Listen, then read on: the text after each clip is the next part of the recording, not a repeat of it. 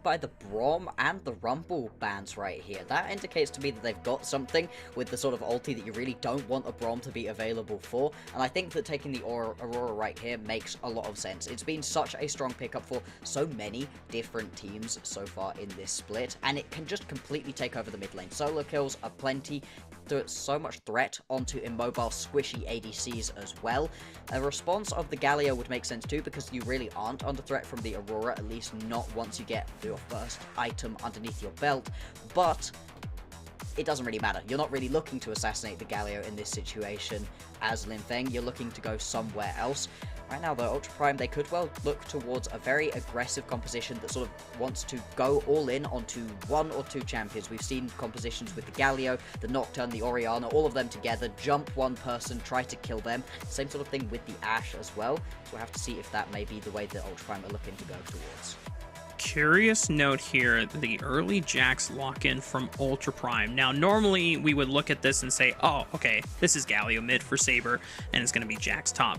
Junhao has played Jax jungle during his come-up on BLG Junior in the jungle role, so there's a chance that if the matchup is, you know, viable, this is a niche flex pick here, option for Ultra Prime, and the fact that OMG are now locking in their top laner of choice, maybe this is a chance either in this third pick or going into the second round of the draft phase where they reveal the cards and say, haha, Gnar counter, here it is for Jiang. But it looks like that thunder has been stopped. No Jax flex. It is just a standard vibe for the jungle, and I think we can pretty much point fingers at where all these champions are going to go from this first round.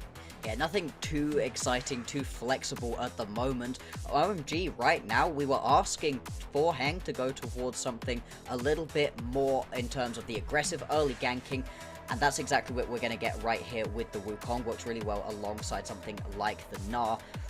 On the flip side, maybe the Jax jungle would have been available, but the Vi being up, not banned, it feels too good to be true, right? It's something that's on the ban cards so often. It's such a strong jungler at the moment, and I think that this 3-pick right here out of Ultra Prime is huge. These 3 champions can work together so well to completely disrupt a front line or a back line if they can jump in onto it, and I think OMG, they're going to have to really be careful about what they pick for the ADC, because if it's too squishy, if it's too immobile, I don't know that you can play this game.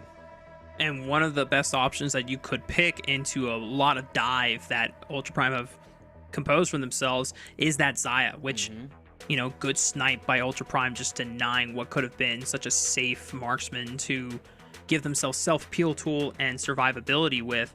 Kai'Sa also leaving the table. So with the fact that there's 20 champions gone from the previous 2 games, plus an additional 4 marksmen being banned, there's not many options. So what I'm actually curious is if OMG and Ultra Prime are going to, or at least maybe OMG, they might think about maybe giving Starry something like a Ziggs, and just as the thought slips my mind, Ultra Prime say, hey, you know what? No Ziggs for you either.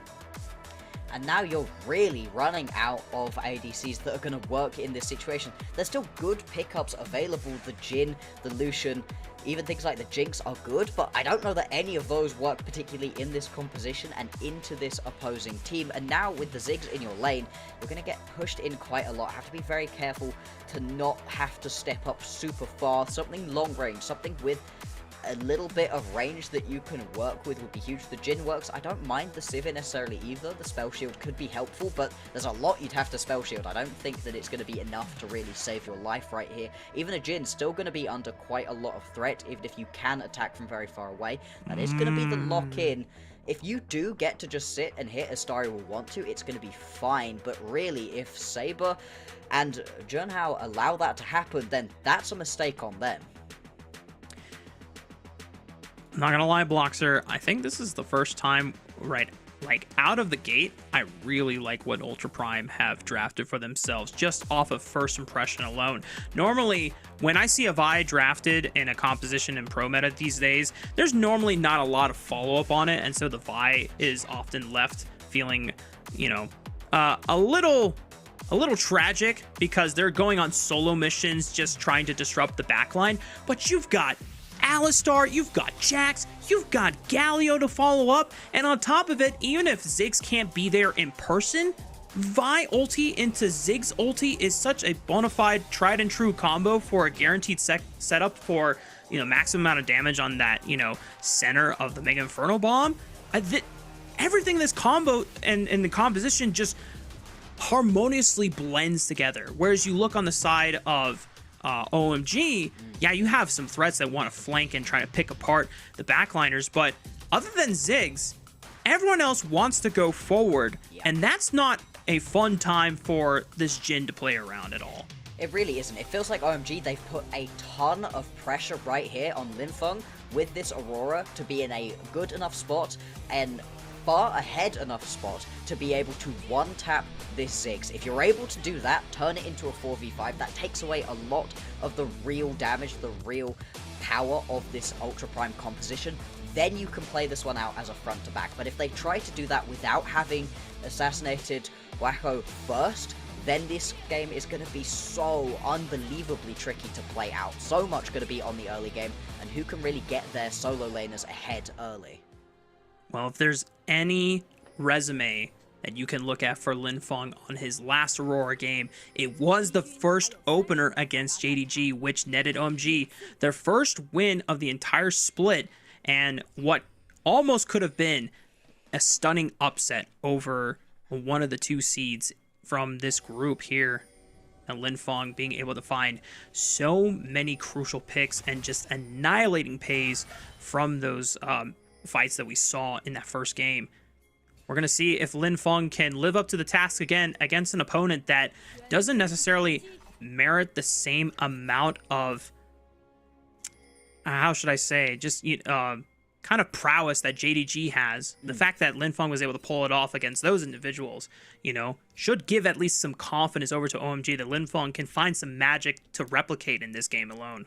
And I think confidence is a great word for this series in general, right? For a reminder, OMG, Ultra Prime, they're eliminated. They're not going to be continuing on with this first split of the year, but that doesn't mean that there's absolutely nothing to play for, as we do watch Wako just get a little bit of damage onto the bot lane. All good, all good.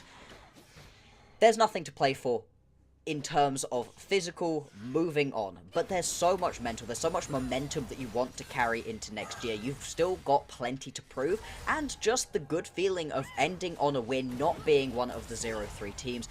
Both of these teams are going to be putting their absolute maximum into this series. We've seen it so far. That's not going to change. And being able to carry the momentum into a game number 4 is huge. Going into game 4, knowing that, hey, we're one win away from being able to take the series. Or, even if we lose, it's not too bad. We're not eliminated yet.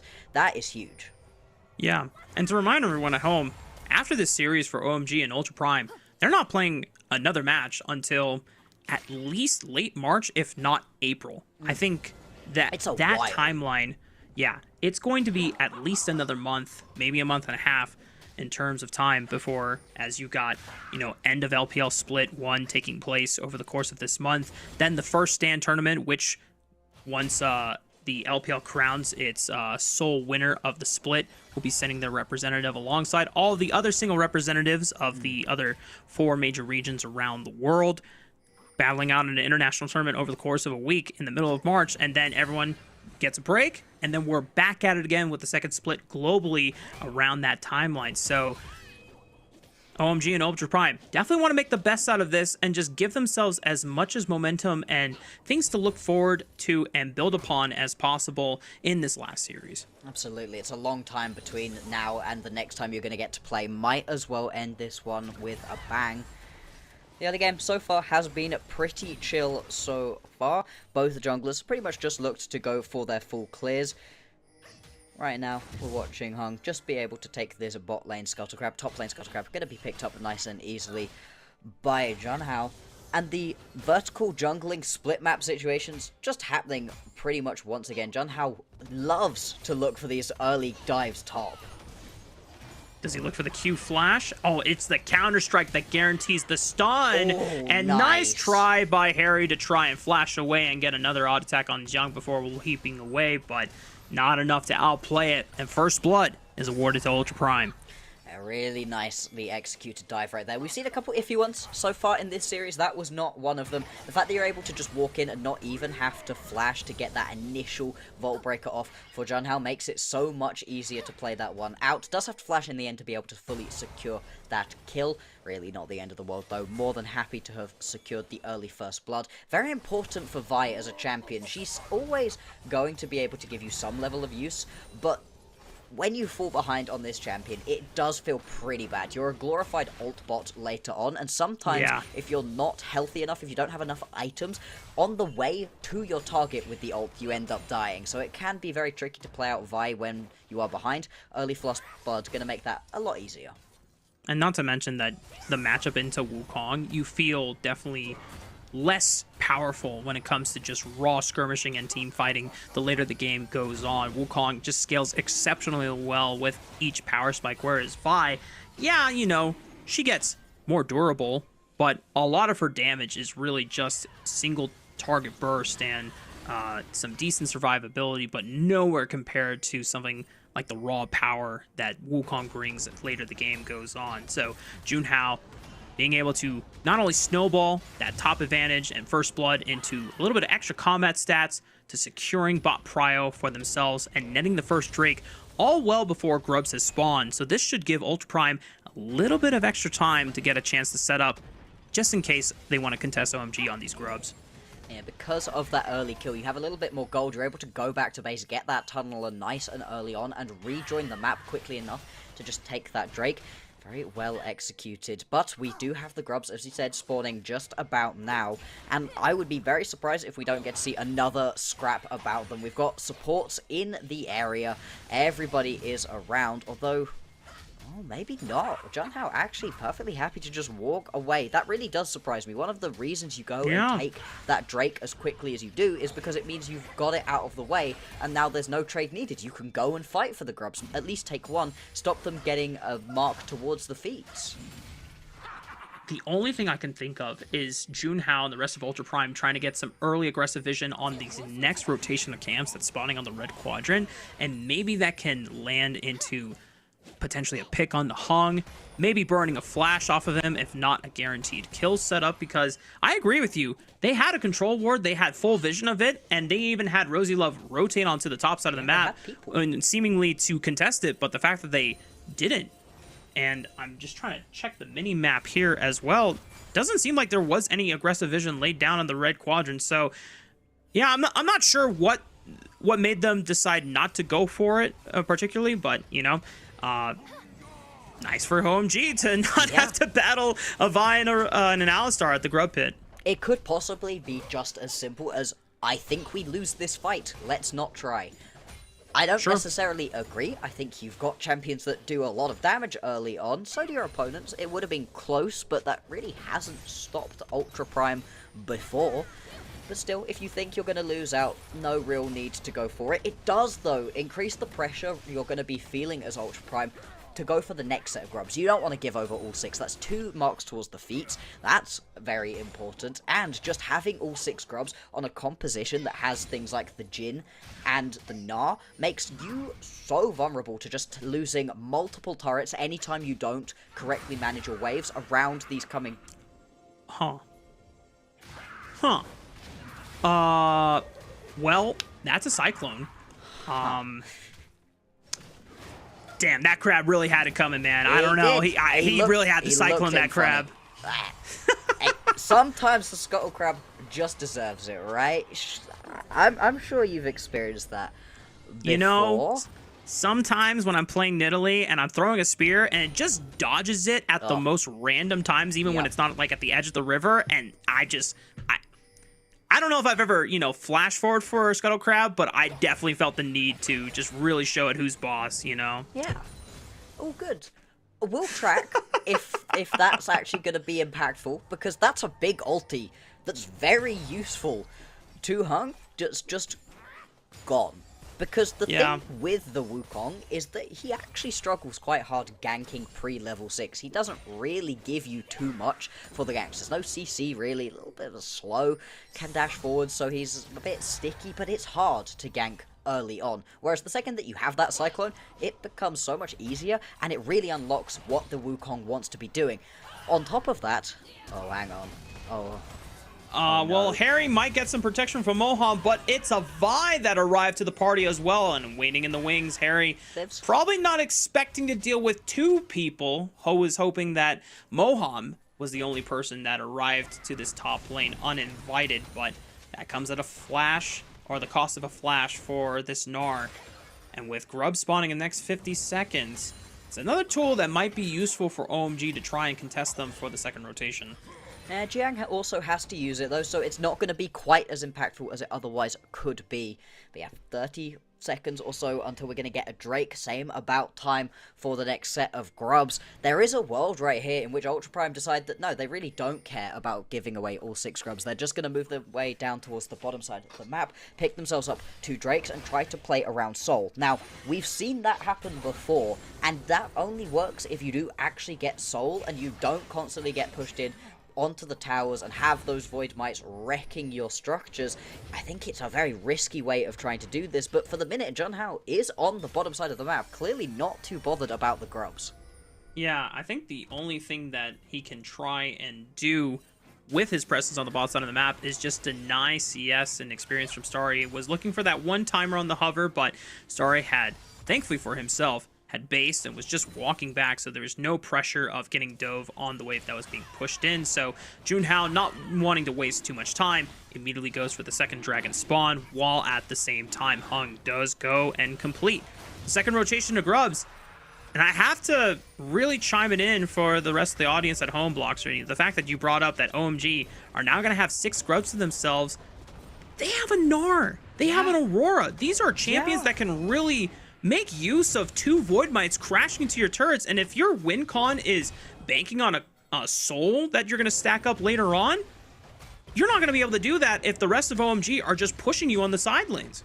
No, I mean, there's levels to the Grub game, right? Giving Grubs over to a composition that has something like a Gwen or a Yorick is obviously the worst decision you can possibly make, but this one doesn't feel too far off, to be honest. You are giving so much turret pressure power over to OMG, and in the previous game, OMG, they did have quite a struggle with actually being able to hit onto towers, take up as much space as they would otherwise want on the map. Well, now this is a lot easier.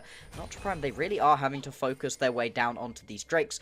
Potentially, they don't want this game to go super late. They'd like for it to be a little bit earlier of an end, and they'd like the Elder Dragon to be spawning quicker still to make sure that they can go on towards that one, use that as a potential tool to end the game. But that's a risk too. I mean, this is odd. We'll have to track through to see if it's actually going to work out for them.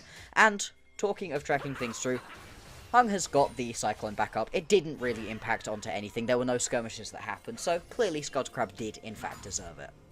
And thankfully for Heng, I don't think anyone on Ultra Prime saw, or at least he wasn't in vision of the Cyclone being used, so not really something that they were able to punish, nor something that Heng was punished for. So, OMG, 3 minutes away from the Rift Herald spawning, as well as the 3rd dragon of the game. A lot of these champions on OMG's side are hitting their first item spikes, as well as Ultra Prime. I imagine that it's a little bit of caution that OMG still want to operate around on this timer, since a lot of the tools that Ultra Prime have, we can't harken on it enough. They work so well together, and you just don't want to get caught up in that storm. No, the second that you get caught by one thing, all of a sudden you get dogpiled on by everybody, and there's plenty of long-range engage as well. Junhao can go in from very far away. If you step a little bit too close to RosieLove or to Jiang, both of them can pull the trigger and get the Galio involved as well. And it really is great that Wako can also join in from really wherever he is, use that Mega Inferno Bomb to get involved. Junhao is going to pop up in the top side. There is vision to potentially spot out this play that it looks like he's going for, unless he goes for a really funky all the way around the back play. Now, he's just going to get spotted out right here by Heng. Actually goes in. Trades fists with the clone. Heng's clone is not going to appreciate that for now, but, you know, at least the real Heng is safe. Trying to clear out this blue buff, but RosieLove is already on the move, and now Moham canceled his base. Heng is just going to give up this blue buff but it might be a move for OMG to try and force a dive onto the bottom turret, and Wako knows that he's all by himself. He's going to give up pressure for now. Blue buff at the cost of potentially first turret for the side of OMG. However, Ultra Prime are trying to match that pace and look for first brick of their own on this top side. And I think it's just going to go over to Ultra Prime because we're not getting any indication. Yeah, no, not even close. No, the issue is OMG's bot lane had to spend loads of time chasing Wako away. And even when you do chase a Ziggs out, you can still clear out these waves super effectively. You can see the ulti has gone from the Ziggs, was used to delay onto those waves. Yeah, there it is.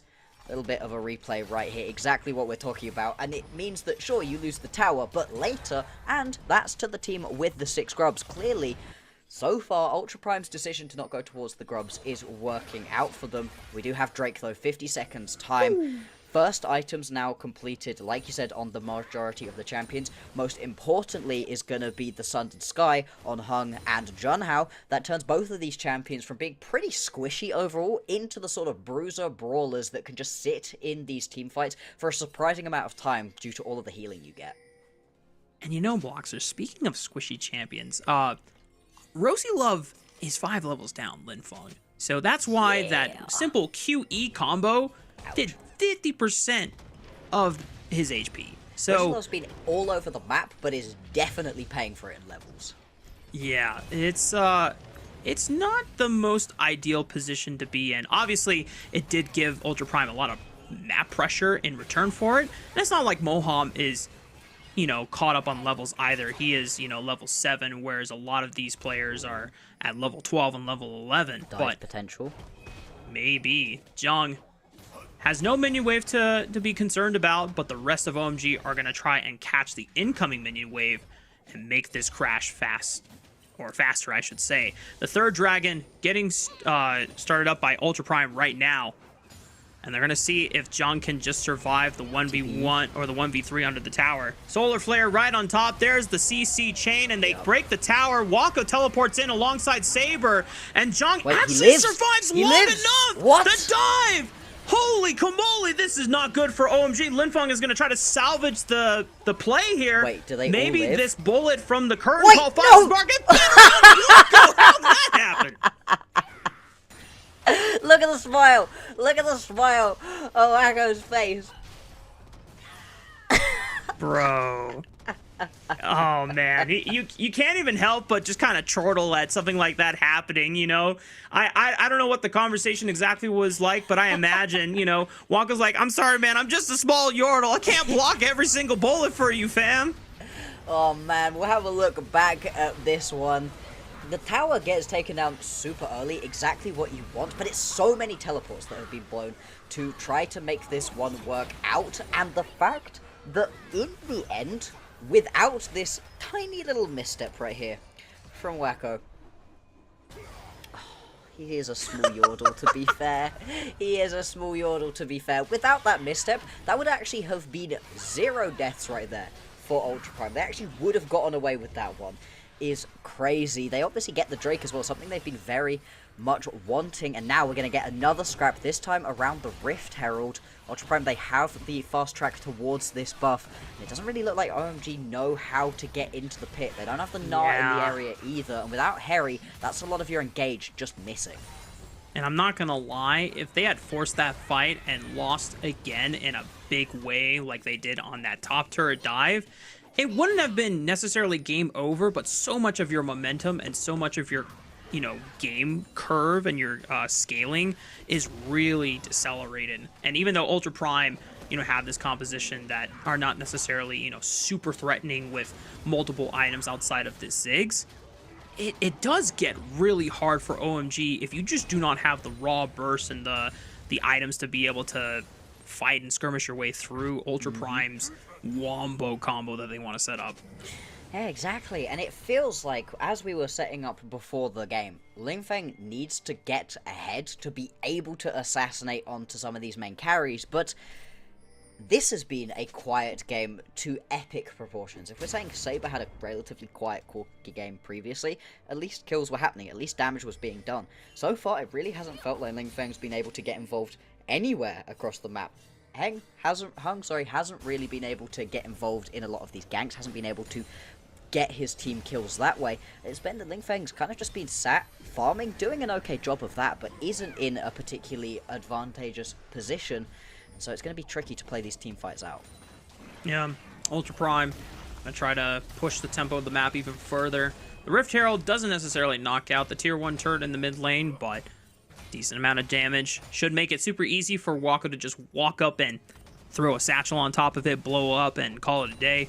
Ultra Prime still waiting on their Ocean Soul, coming up in just under 2 minutes. The fact that I can't believe that play actually happened. They got the Ocean Dragon. They stopped, not only, I mean, they didn't stop the turret from going down, but they completely punked the dive that OMG were trying to pull off. And, you know, yeah, one bullet from the curtain call did manage to slip past Wako, but I feel like that is, you know, almost just asking for too much for how many things that shouldn't have gone right did end up actually going right for Ultra Prime. So they're in a, you know, not to, man, I have to say it, to be in a pretty prime state for this dragon, as RosieLove with the engage. Junhao's gonna follow up, and Moham might be in trouble, and the flash Zenith, unfortunately, I'm sorry, Moham, but unfortunately, Zenith Blade doesn't propel you forward, you know? That's the problem with Leona. Once you're in for the long haul. You're not getting out of that one, brother. Oh, Moham, that's not quite the play that you were really going to be wanting right there. Clearly thought that he was playing Nautilus, you know? Oh, I'll just dredgeline my way out. Dredgeline me out of here! Get me out! Oh, no, we don't need to see it again. We don't. There's no need. This is a play as well that OMG start. They go in onto Rosie. Oh no, the LPL observers, no. Oh, I love the LPL observers. They do not let anything slide. If you make a mistake, they will find it, and they will show it to us in 4K. Ultra Prime, though, they're actually teleporting on over towards this Atacon. Now, you're going to know that as OMG, because you just watched the orb fly top lane. But still, do they really have any response? No, instead, OMG are finally going to get themselves a Drake, but this is great out of Ultra Prime. I love it. They set themselves up like all they're going to look for is these Drakes. We have to go for the Drakes. OMG, they don't want to give over Soul. Finally, they have to go respond. But the second that they do, they're going to lose out onto this voracious Atacon. And this is a big buff for Ultra Prime, and I don't think they mind having to wait another 5 minutes for the Drake. As long as they get the Soul at some point, I don't mind the way that they've played this one out so far. Yeah, and I want to go back to something that, you know, you mentioned. Oh, wait a minute. Moham, the Hex Flash got interrupted. Solar Flare's going to try to stop them in their tracks, but he's got no way out. Oh, my goodness. Brother Moham. Finish your point. Let's move on. Let's ignore what just happened to Moham. As you were, you know, you brought up in game 2, one of the things that kind of plagued Ultra Prime in prior series and games when they were in commanding positions was, you know, their ineffectiveness in closing out these leads that they had. So far, the look is going good. As soon as Ultra Prime have this position where OMG are forced to take the dragon, otherwise giving up Ocean Soul, Ultra Prime do not hesitate, immediately blitz the Otacon.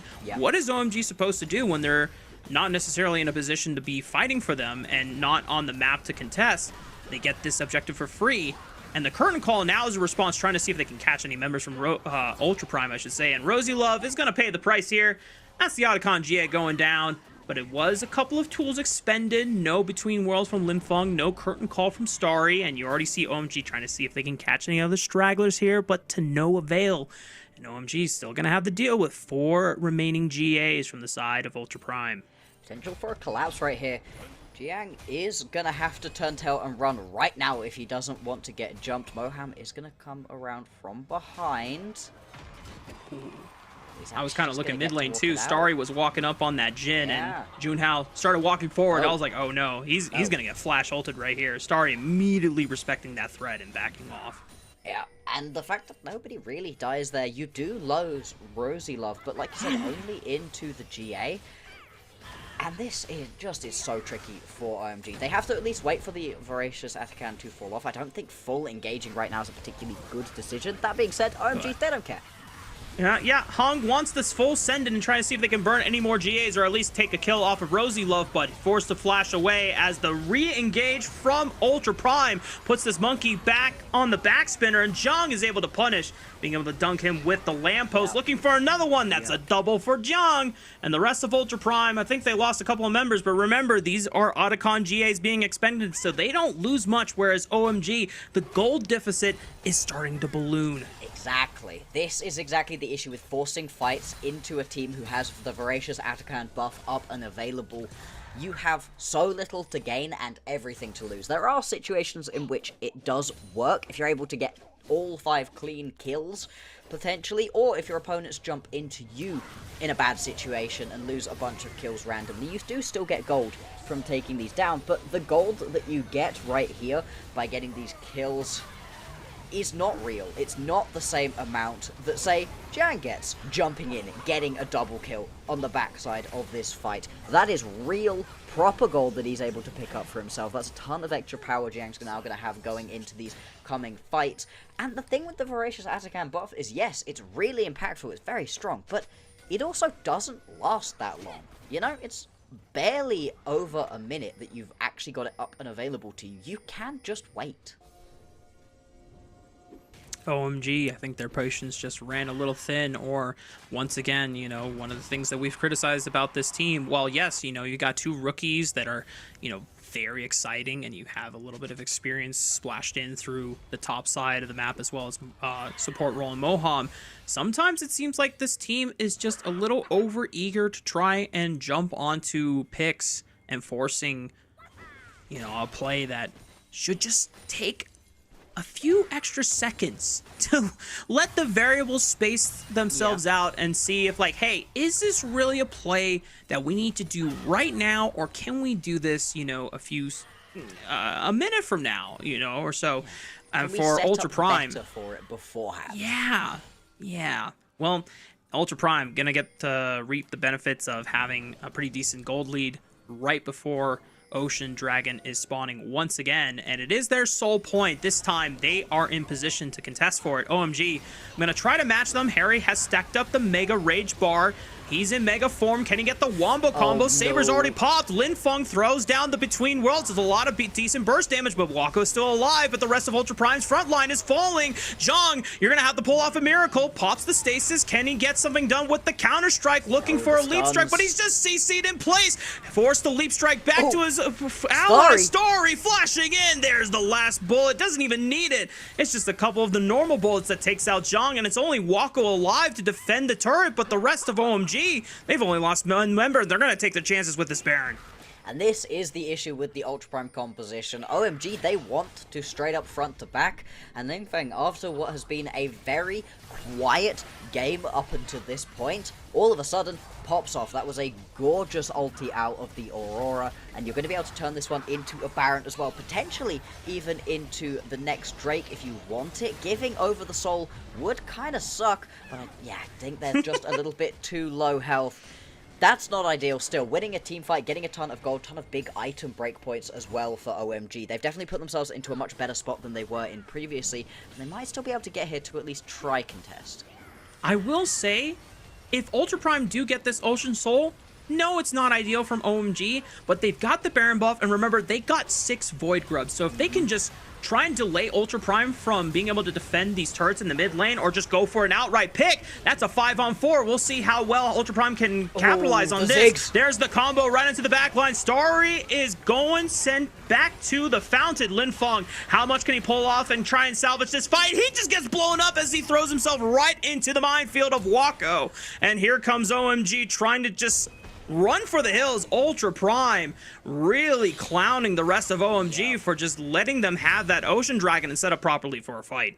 And this, I think, is kind of the issue we've really been running into with OMG. You highlighted it just before these sets of plays started happening as well. A little bit overeager, trying to get aggressive. They clearly were following my school of thought, you know? Giving over Ocean Soul sucks, so we must go and fight right now. But they managed to find a great fight previously, and as you'd mentioned, Baron, 6 grubs, you can just try push through these waves. Yeah, sure, you don't have yourself as much as an advantage as you would have had if they didn't have the Ocean Soul at this point, but does it really matter? And in a lot of ways, this is the complete opposite of the fight previously, where previously Linfeng gets to put a great between worlds down immediately. In this one, sure, still does a decent amount of damage, but you don't manage to land it onto as many members. You aren't able to deal anywhere near as much as previously. Yeah, it just doesn't end up working out. This is the one in which, hey, it works out. You get these kills, you go get yourself the Baron. It's the second fight where it doesn't work. I do love the flash forward from Starry, though. Yeah, and this is the fight that you were talking about. They get really a fast pick onto RosieLove, but it's the re-engage all week. We're back to live. Another re-engage. Junhao leads the charge, and he's still surviving through the onslaught of the burst that OMG had for them on the way in. And the fact that Starry gets popped in the initial round means that Ultra Prime clean through the support as well. They have the numbers advantage, 5-3. We're going to see how much they can get done on the map. Let's see. Now, I've never seen a team with a Ziggs struggle quite so much to be able to crack open the base.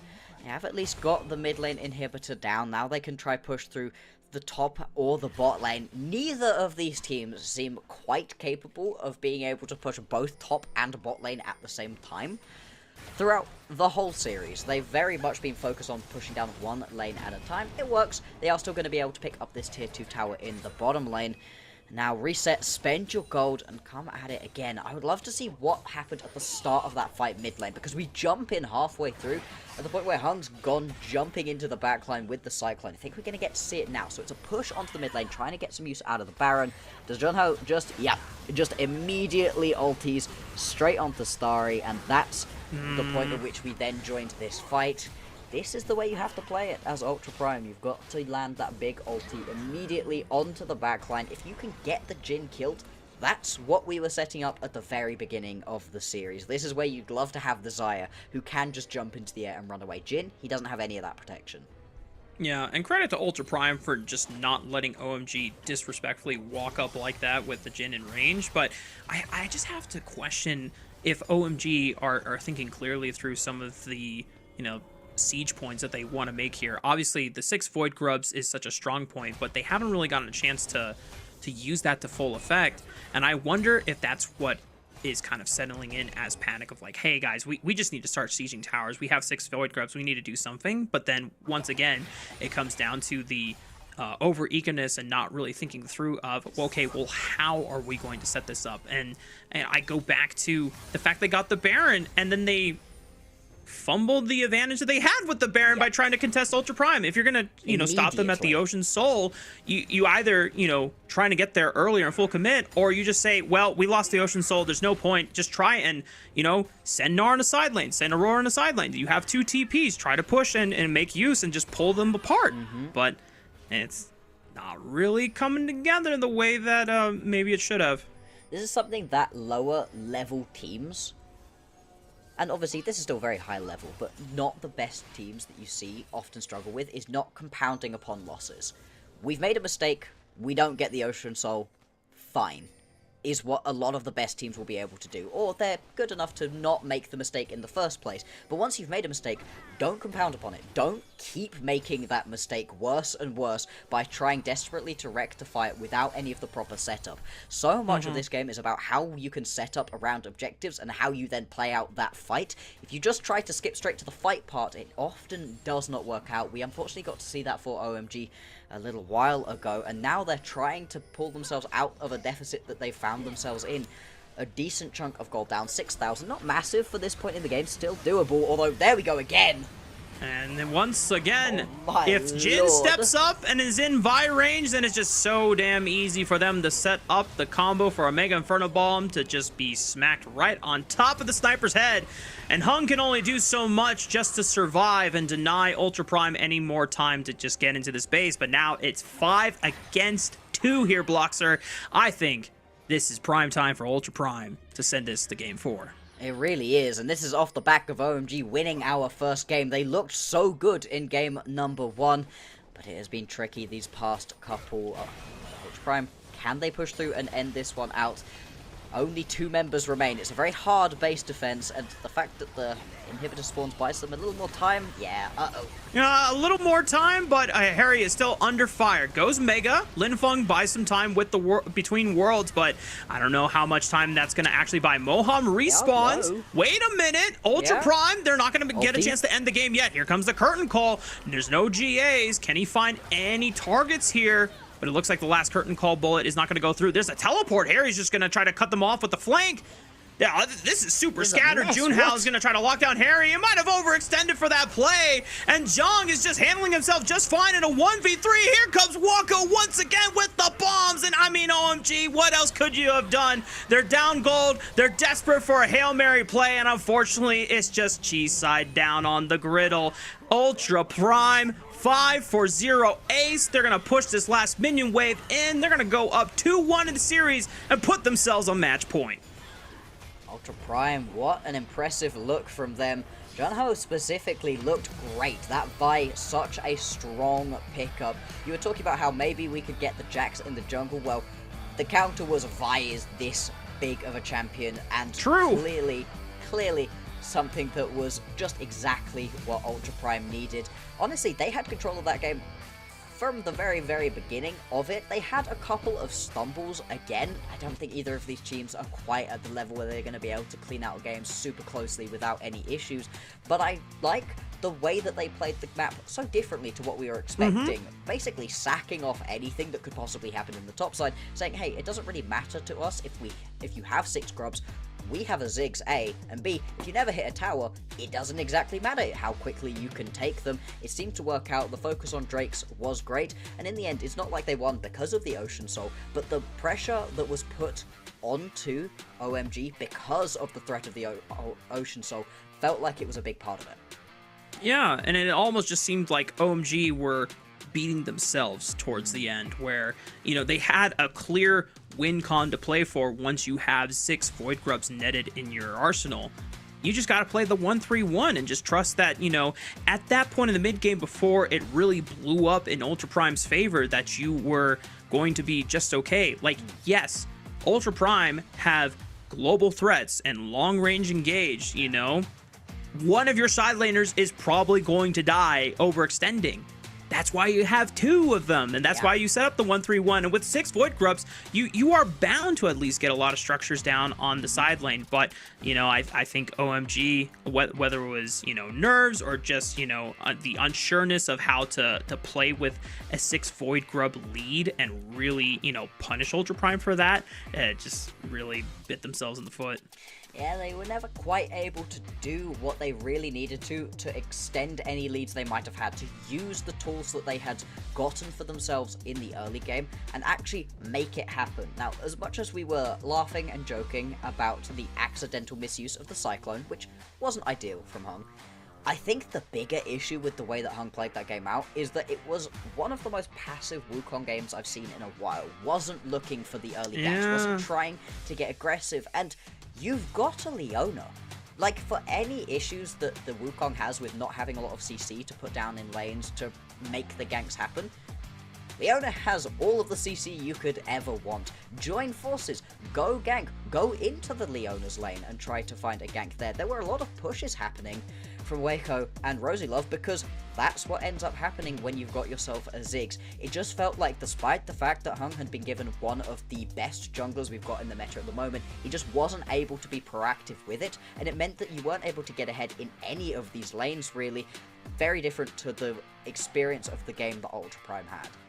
Yeah, just almost bizarre look, because we had just witnessed 2 games back to back, both, you know, winning and losing, where Heng was always stepping forward, you know, for better or for worse, and it was a clear dichotomy in playing the Poppy versus playing the Zyra, that, you know, playing that far forward is going to be more beneficial in one scenario versus another. And obviously we highlighted before the start of this game 3, like, hey, if he's playing Wukong, this is a great champion to go in with, and yet it didn't really happen until it was too late. And then you know, the concern that we had of OMG just, you know, I liked the phrase you used, not compounding losses. You know, that was something they were not able to do, because it almost felt like sunk cost fallacy when you witness something losing and you're like, oh no guys, we can't just let them get away with this. And it's like, no, that's like, yeah, I understand the sentiment, but that's not the right, you know, takeaway you should be getting from it. If you're the best League of Legends team ever, you know, beyond what we've seen as Worlds finalists, I'm sure you could get every single objective and every single kill and every wave ever. Maybe. But even then, even the best teams that we see do it still give up objectives because they are trading it for more across the rest of the map.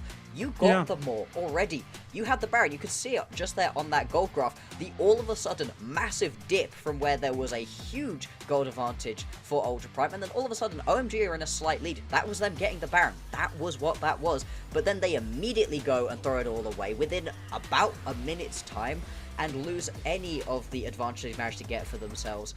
There were other mechanical misplays, let's call it, throughout the game as well, and it just felt like, unfortunately, Ultra Prime, they were just playing this game out better, and OMG, they need to go back to the drawing board between this game and the next one. I liked the draft. I didn't think it was a bad draft. It was just not particularly well executed. Yeah, and I really hope that OMG, you know, don't let these two back-to-back losses really, you know, stop a lot of the momentum and the high kind of morale we saw right out the gate in the opener of this series, where Heng is just ferociously and fearlessly charging forward on the Poppy, and everyone else is gung-ho enough to go in with them. And that is where, you know, we sung the praises of OMG. It's like, oh hey, it looks like the coordination is getting better. It looks like everyone is on the same page. Unfortunately, you know, this game was a little bit of return to some of those earlier looks in the season where they were just really struggling to coordinate. At least, you know, a couple fights they were like, hey, we're going to blow this guy up, but then, you know, in the aftermath, trying to coordinate themselves out of these fights. But I feel like we're definitely, you know, going over a lot of, you know, what OMG need to be doing better. And I want to remind everyone, like, hey, we're not doing this, you know, because we hate OMG or anything. Yeah. We're actually really excited about this team and you know, a lot of the potential the rookies have in Linfeng and Starry. It's just a shame when we don't get to see them flourish because, you know, the team is not syncing up. And, you know, to be fair, it is credit over to Ultra Prime for probably locking in and playing the most decisive game of League of Legends they've had so far this split. Yeah, absolutely. It feels like a lot of rookie errors out of OMG, and that's fine. I'm excited to see what they can do in the next split, as you've said. For this one, though, Ultra Prime, yeah, they deserve a lot of credit. It can't all be OMG made mistakes. No, Ultra Prime forced them into some errors, were really proactive, like you said, and they had themselves the sort of composition I was super excited for them potentially to pick up. The second that you see a Vi and a Galio, that's an all-in composition, and you need to have those two players on the same page. And that's what ended up happening. Junhao and Saber, they were constantly right on top of each other, ready to go immediately. Wako also more than happy to just immediately throw that Inferno Bomb in as well, and just use up as much space, as much pressure as they could, and just get onto the backline. We called it, that Starry was unlikely to have a fun time, and indeed, that's what ended up happening. Ultra Prime, they drafted themselves a cohesive composition, and then played it very, very well. Yeah, and now Ultra Prime find themselves at match point, one game away from being able to at least take one series dub in their first split of the LPL with this roster before, you know, all the teams start going on break for the next few weeks before we return sometime in late March, early April. Still have to double check on when the second split of the season starts up. We'll definitely get to find out that information soon. But lo and behold, who would have thought Junhao with the MVP, player of the game, Vi, absolutely stellar performance. And when we think about the hype that was surrounding this guy on his come up through the LDL, coming from the BLG junior team, obviously it's a shame that he doesn't get to play on his own org coming up, but, you know, it's kind of hard to do that when you have to fight a spot with either Shun or Wei, who eventually, you know, took Shun's permanent spot, as now Shun finds himself on JDG. But Junhao is making the best of it here in his first official split of the LPL.